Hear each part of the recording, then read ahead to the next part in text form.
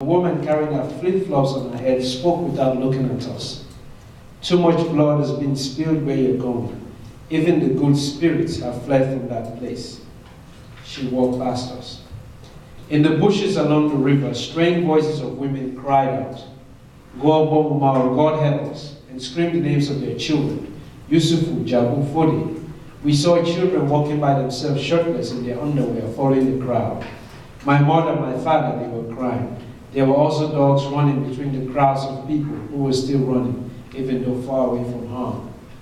The dogs sniffed the air looking for their owners. My veins tightened. We had walked 6 miles and were now at Akabati, grandmother's village. It was deserted. All that was left were footprints in the sand leading towards the dense forest that spread out beyond the village. As evening approached, people started arriving from the mining areas. Their whispers, the cries of little children seeking lost parents and tired of walking, and the wails of hungry babies replaced the evening songs of crickets and birds. We sat on grandmother's veranda, waiting and listening. Do you think it's a good idea to go back to Mogbemo? Gideon asked. But before either of us had a chance to answer, a Volkswagen roared in the distance and all the people walking on the road ran into the nearby bushes. We ran too, but didn't go that far. My heart pounded and my breathing intensified. The vehicle stopped in front of my grandmother's house, and from where we lay, we could see that whoever was inside the car was not armed.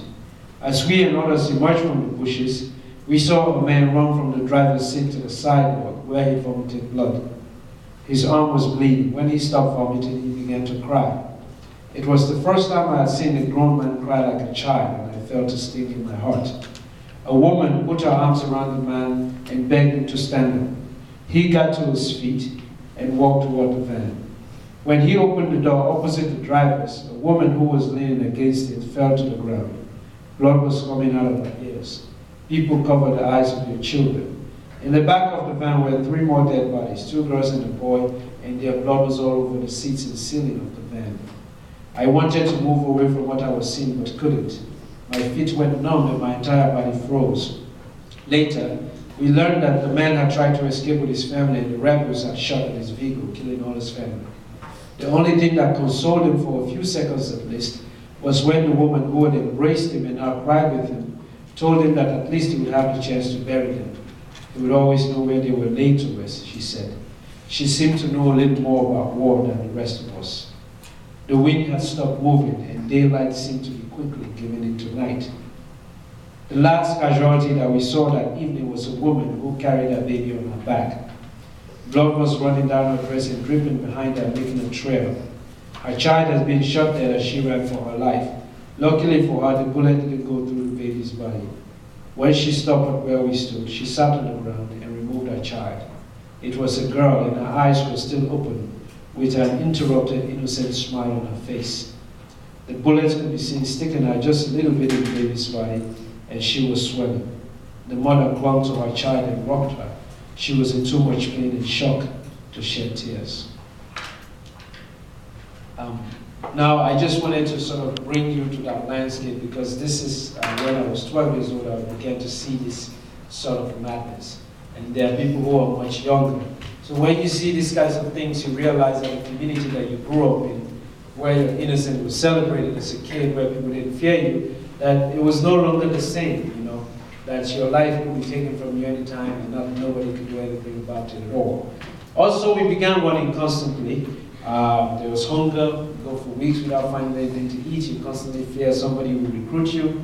Between the ages of 12 and 13, I lost everything that was dear to me. So my mother, father, and 2 brothers, immediate family was killed in the war. And the only reason why I was a kid is because I wasn't with them when it happened. I arrived about 5 minutes later. If I arrived 5 minutes sooner, I would have been killed as well. It wasn't because I did anything special at all. And the pain was so difficult that actually at that point I wished I had been killed with them because you know, it was too difficult to know you had a family and then the next minute they were all gone. But this happened to hundreds and thousands of children in Sierra Leone, not just me. I actually happened to be with some of them running from the war, which was also difficult.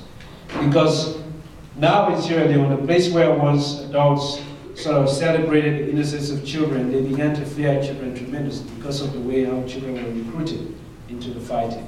Sometimes they were forced to actually commit violence on their own family members to kill them or to shoot adults in their communities as a way of bringing them into this balance. Because when you did that and you burned your town or you destroyed your town, you no longer had anywhere to go. So you belong to this group. So it was a very carefully calculated way to make sure that children would not run away from them. There was also coercion, which is you were forced. If you did not do what you were told, you were killed. So you saw that oftentimes, and you knew when they asked you to do something, your life depended upon it. So when after my family had been killed, I actually went to a military base with some of my friends thinking that this would be a safe place. This is where we were forced into the fighting. We had no choice. We were trained briefly, and lots of drugs were given to us.